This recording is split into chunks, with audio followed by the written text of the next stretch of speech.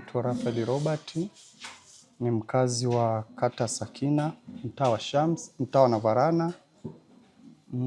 Salome namfahamu kama mpangaji wangu na ni mtu ambaye tumekaa naye kama familia hapa, kwa sababu ana zaidi ya mwaka na sasa hivi hapa nyumbani kwangu, na tumeishi naye kwa kweli nimeishi naye kama mdogo wangu, sio tu mpangaji. Kwa kweli mpaka nilipofika ilikuwa siku ya Jumatatu, nadhani tarehe 23 ya mwezi wa pili. Bwana yake akanipigia simu akaniambia, bana, kuna habari zozote umepata? Nikamwambia hapana. Akaniambia na taarifa nimepata, mke wangu amefariki. Nikamwambia, mke wako? Mbona mmetoka muda sio mrefu hapo nyumbani? Akaniambia, bana, ndo hivyo ninachokuambia. Akaniambia, naomba mpigie mbu simu. Nikampigia kweli simu, kumpigia simu akapokea askari magereza ambaye kwa majina yake anaitwa Asmani. Kwanza alipopokea akaniambia, mimi ni askari magereza. Askari magereza, ni jina lako? Akaniambia naitwa Asmani. Nikamwambia nimeshakufahamu. Alivyoniambia tu nimekufahamu. Nilivyomwambia tu nimeshakufahamu, nikamwambia kwa sasa ni vipi huyu mtu? Akaniambia, bana, huyu mtu hatuko naye tena na tuko hapa Mount Meru. Kama unaweza kufika basi hebu njoo. Wakati huo nikamrudia mume wake. Nikamwambia, bana, hizi habari ni za kweli, lakini naomba kama umefika hapo nisubiri hapo getini. Sababu nilibidi nimplease anisubiri, kwa sababu niliona indirect akienda yeye anaweza pia, unajua mtu ambaye ukiwa na mwenzako pembeni anaweza kukusaidia pia kwa lolote ambalo linaweza ukao umeliona kwa wakati huo. Kwa kweli nilifika pale, tukaonana na ule askari, ndo akatuelezea hali halisi ilivyo, kuwa wao wamefanya kusaidia tu ajali iliyotokea. Na mtu yule tukaambiwa kwa sasa yuko mochwari. Tukaenda kweli tukamshuhudia ni yeye. Basi kwa sasa tukaambiwa majokofu yamejaa, mpaka asubuhi ndo anaweza kuhifadhiwa vizuri. Kwa mida saa moja kasoro saa hiyo za jioni, kwa sababu hizi taarifa sisi tunapata kama saa 12 ya jioni. Saa 12 ya jioni, kwa hiyo tulikuwa pale mpaka tunaondoka pale ni kama saa 1 kasoro. Wakati huo sasa na sisi alikuwa kuna simu yake, kuna pochi yake. Askari magereza wakatuambia kwa utaratibu inabidi polisi ndo akatukabidhi. Tukaenda nao paka polisi, wakamkabidhi mume wake. Kwa alivyomkabidhi mume wake, basi sisi tukarudi hapa nyumbani, tukaendelea na utaratibu ambao kwa sasa hivi tunao, ambao familia yake, familia ya Salome wanaishi Kiteto. Kwa hiyo msiba kwa sasa hivi utakuwa hapa nyumbani kwangu hapa Shamsi, ambaye naye ndo Salome anapoishi. Nafikiri tulishakaa na familia yake ambao nayo nyingine imekuja, tumekubaliana atasafirishwa kesho Alhamisi jioni kuelekea Kiteto kwa ajili ya kuhifadhiwa mwili wake siku ya Ijumaa. Ndio utaratibu uliokuwa. Na labda ajali inaelezwa ilitokea maeneo gani? Ajali tumeambiwa imetokea maeneo ya Kisongo Airport. Mhusisha yakiwa anavuka au alianguka kwenye gari au ilikuwaje? Gari gani inahusika? Kwa mujibu, kwa sababu na sisi ni tunasikia, hatukushuhudia. Tunaambiwa Salome alikuwa kwenye toyo anakuja nyumbani, anatokea Kisongo. Kwa hiyo sasa alikuwa kwenye toyo. Kwa ni amegongwa, ni amefanyaje? Kwa kweli hizo habari kamili sisi hatuna. Wale watu wa kwanza ambao ni askari wa magereza, yeye alitueleza nini juu ya ajali, kwa sababu ndio waliomsaidia? Kwa kweli hawajatueleza sana kuwa imekuaje. Wao wamesema wamewasaidia. Kwa hiyo mengine sana sijui wamegongwa, wamefanyaje, hapana. Hawakutuambia vitu kama hivyo. Bali wametuambia tu ni msaada wamewapa kuwafikisha pale. Hizi taarifa zinazoandikwa kwenye mitandao kwamba ni gari ya magereza ndio ilihusika, nimefuatilia kujua zina ukweli kwa kiasi gani?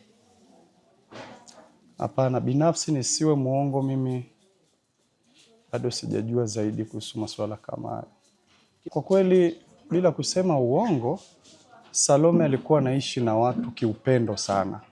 Hata unavyoona watu, hata na mimi tulivyokuwa tunaishi naye, kwa kweli mimi naweza kuambia Salome mimi nilikuwa naishi naye kama mdogo wangu, sio mpangaji, na nilikuwa naishi naye kama mdogo wangu.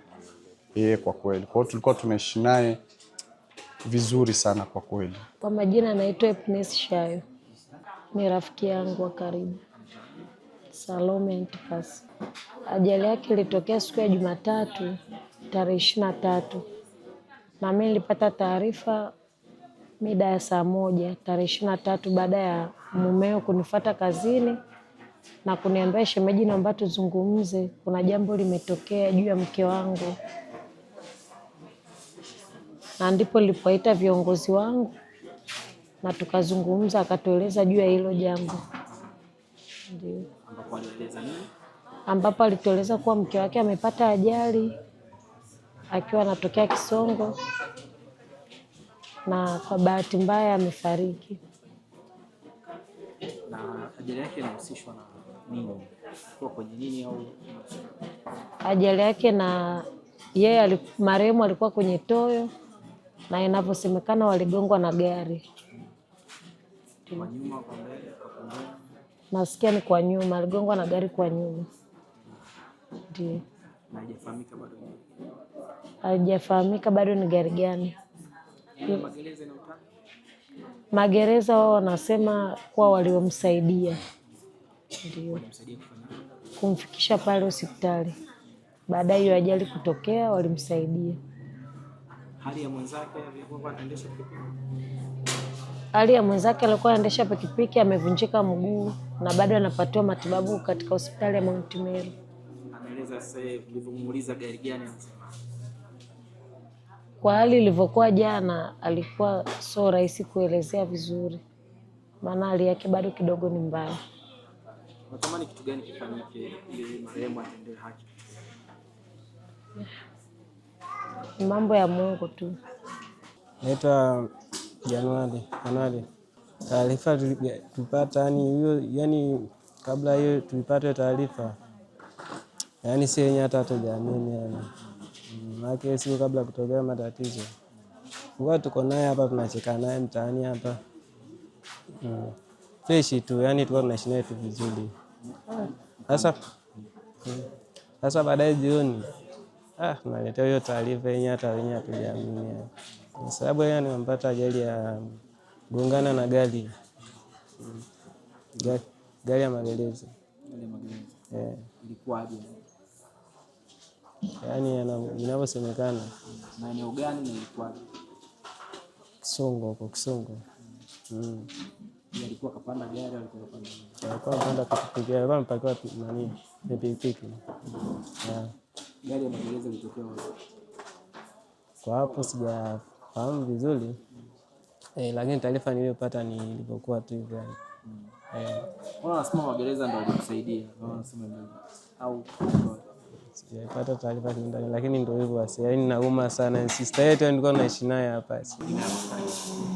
Asante. Mimi kwa majina naitwa Meshaki Gamalieli Msamki.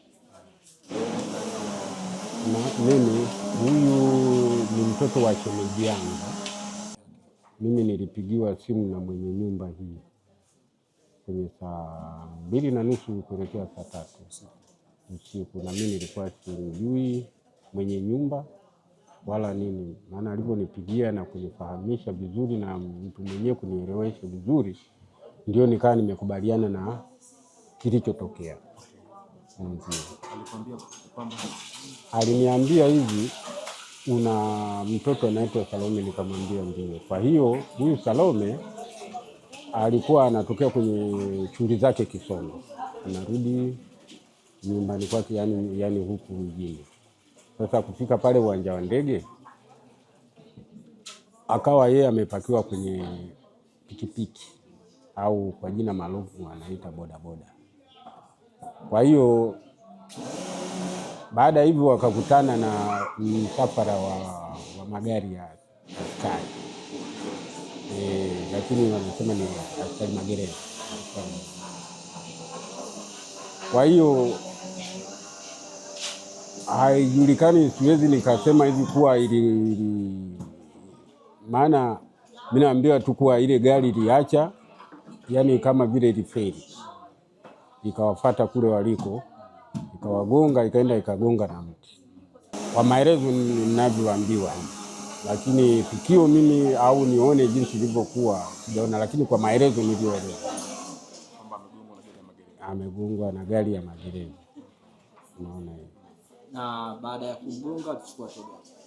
Baada ya kumgonga hao maaskari walimchukua, ndio wenyewe wakaenda kumpeleka mochwari, maana yule marehemu alifia pale pale. Walipofika mochwari kule ndio ikabidi, maana wakawa kitambulisho kilichopatikana ni simu. Kwa hiyo ile simu ndio ilimuongoza mpaka kupata mahali yanapotokea na mahali yanapoishi. Kwa hiyo na sisi ndio kupata taarifa. Ndio. Na hadi sasa hivi wao magereza wanahusikaje kwenye msiba huu? Kwa kweli mimi tangia nimekuja hapa, nilikuja jana, maana mimi makazi yangu yako Mtowani. Tangia nimekuja hapa sijaona aina yote ya ushirikiano. Bila shaka ni wenyeji tu ndio wanayetufariji hapa, na watu wenye yani watu wa Samaria wanajua kuwa shida imetokea basi. Lakini kwa upande wa magereza sijaona mimi aina yote ile ya mtu yote aje hapa. Bila shaka kuwe kuna jambo fulani, maana linapotokea pengine atakuwa na yeye anasema ingalau hata kwenda kutoa pole, sijaona. Na wamekiri au hata polisi wanakiri kwamba ni wao magereza wanahusika katika hilo, kuna namna wanakwenda?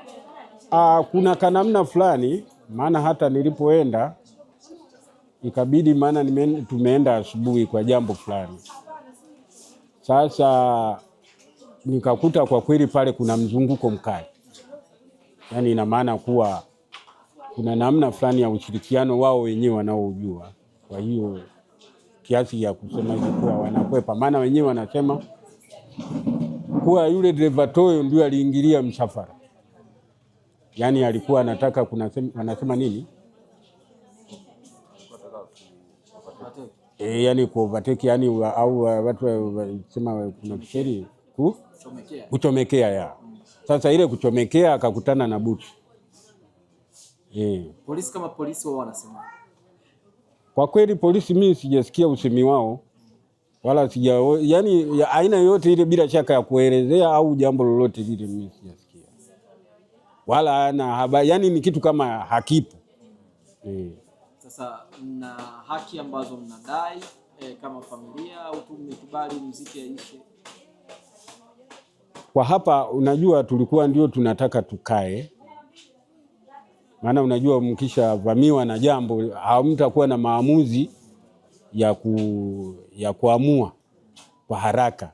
Maana kutokana hapo kwanza bado tunafikiria ni jinsi gani tutakavyomwezesha huyu marehemu afike mahali anapotakiwa afike. Naona hiyo.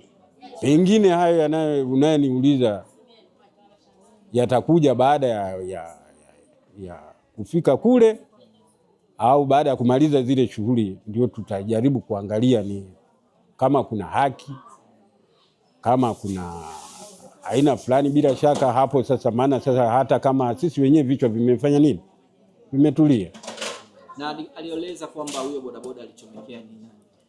Alikuwa anatoa maelezo kwa majina. Yani ni askari wa magereza au askari wa kawaida? Huyo alikuwa ni askari wa kawaida.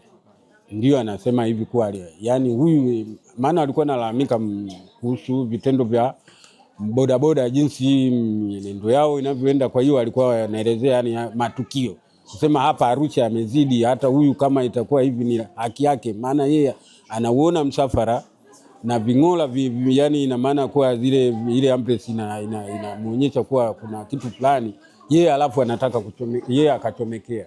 Kwa hiyo ni kitu ambacho kama amejipendea mwenyewe. Na hayo aliongea akiwa Central, si ndio? Naam. Hayo maelezo yalikuwa Central. Walikuwa wakiongelea. Hadi Central. Walikuwa wakiongelea hapa. Wapi yani eneo gani? Naam. Walikuwa wanaongelea ofisi gani? Ilikuwa kwenye ofisi ya mpelelezi. Kwa hiyo inathibitisha kwamba ni msafara wa magereza. Hiyo inathibitisha kuwa ulikuwa ni msafara wa magereza.